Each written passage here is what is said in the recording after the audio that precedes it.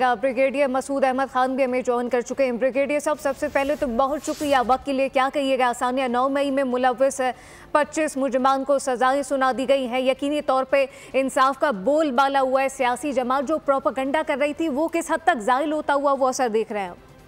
जी हाँ, देखें, ये बड़ा लॉन्ग एवेटेड किस्म का फैसला था और ये ट्रायल्स तो पहले हो चुका था और इस पे सुप्रीम कोर्ट की तरफ से एक स्टे आया हुआ था। अभी 13 दिसंबर को देखें, इस महीने में जब कॉन्स्टिट्यूशनल बेंच ने वो लिफ्ट कर दिया था और उन्होंने कहा था कि मिलिट्री कोर्ट्स इस पे फैसला सुना सकती हैं, तो इस पे ये फैसले आए हैं।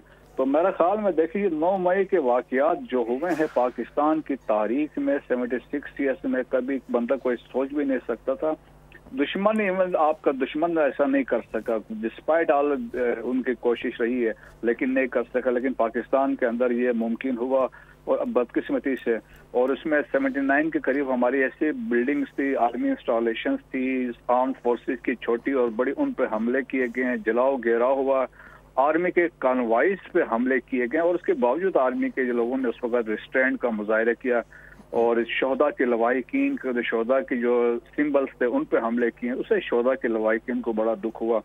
और 9 मई के वाक़यात देखें, पाकिस्तान के लिए हम सही मानों में कह सकते हैं सयाबाब के तौर पर था, जिससे देखें कोशिश ये भी की गई, इंटरनेशनली एक मैसेज दिया गया कि यहाँ पे एक सिविल वार हो रही है और देखें, और इसके अलावा कि यहाँ पे हालात ठीक नहीं है, तो और इसके सोशल मीडिया का इस्तेमाल किया गया और यहाँ पे कहा कि हमारी स्ट्रेटजिक एसेट है वो सेफ नहीं है। मतलब ऐसा सोशल मीडिया का इस्तेमाल करके ऐसे सिचुएशन क्रिएट की पर इंटरनेशनली पाकिस्तान को एक गैर महफूज मुल्क बनाया गया। आर्मी की साख को नुकसान पहुंचाने की कोशिश की गई सोशल मीडिया का इस्तेमाल करके।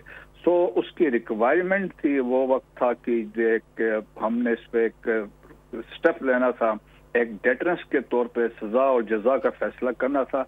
और मैं इस पे जिस तरीके से आर्मी ने प्रोसीडिंग स्टार्ट की थी, दरमियान में स्टे आ गया था और अब स्टे लिफ्ट हुआ। तो जो लोग इन्वॉल्व हैं, मेनली जो सजाएं हुई हैं, देखे उसमें जिना हाउस वाले लोग शामिल हैं, PF बेस मियाँ वाली वाले शामिल है, पंजाब रेजिमेंटल सेंटर पर हमलावर जो लोग हुए थे वो शामिल है, GH के ऊपर अटैक जो हुआ, चकदरा में जो अटैक जो हुए और मुल्तान कैंट में हमला हुआ, और इसके अलावा जो ISI ऑफिस था फैसलाबाद में, उनको सजाएं हुई हैं। तो मेरा ख्याल में ये रिक्वायरमेंट है। आप देखें, दुनिया में वाज़े हमारे सामने मिसालें हैं। कैपिटल हिल के जो लोगों को सजाएं टाइमली हुई, कोई डिले नहीं हुआ, और इसके अलावा पेरिस राइट्स हुए थे, वहाँ सजाएं हुई हैं। और यूनाइटेड किंगडम में जो वाक़यात हुए थे चंद साल पहले वहाँ पे सजाएं हुई। और ये मोर रिसेंटली इसी साल में साउथ पोर्ट यूनाइटेड किंगडम में वहाँ पे जो वायलेंस और प्रोटेस्ट हुए थे वहाँ पे लोगों को सजाएं हुई। तो सजा जब होगी तो उससे डेटरेंस क्रिएट होगा और फ्यूचर के लिए एक तंबीह होगी। अगर आप पाकिस्तान के कानून को वायलेट करेंगे तो फिर उस सूरत में कोई इस पे माफ़ी नहीं होगी। मेरा ख्याल में ये जो फैसले आए हैं ये मेरे ख्याल में सही फैसले हुए और ताकि और बाकियों के लिए भी मैसेज हैं जो पाकिस्तान में अफवाज और अवाम में और रैंक और फाइल में तकसीम करना चाहते हैं। बिल्कुल, तकसीम करने की किसी को इजाज़त नहीं है। लेकिन मसूद अहमद साहब, इस पे क्या समझते हैं? अभी आपने बेहतरीन मिसालें भी दी हैं, लेकिन मुकम्मल इंसाफ आप नहीं समझते कि उस वक्त होगा जब 9 मई के मास्टरमाइंड को सजा हो?